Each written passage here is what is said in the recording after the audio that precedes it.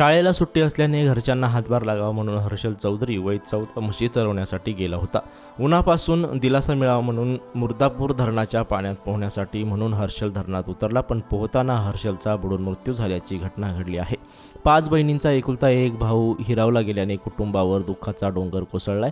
हर्षलच्या घरची परिस्थिती बेताची आहे. आई वडील हातमजुरी करून घरचा उदरनिर्वाह करतात. घरच्यांना हातभार लागावा म्हणून हर्षल याने गावातच शेतकऱ्यांच्या म्हशी चरवण्यासाठी घेऊन गेला होता.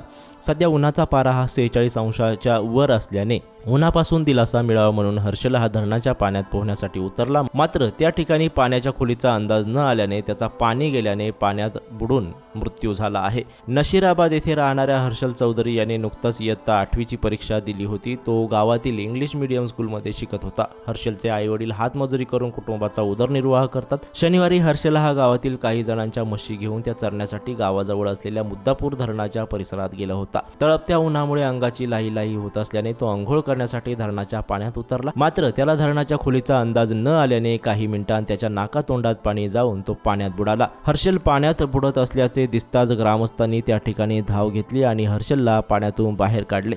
नंतर त्याला शासकीय रुग्णालयात दाखल केले. या ठिकाणी वैद्यकीय अधिकाऱ्यांनी तपासणी करीत हर्षल यास मयत घोषित केले.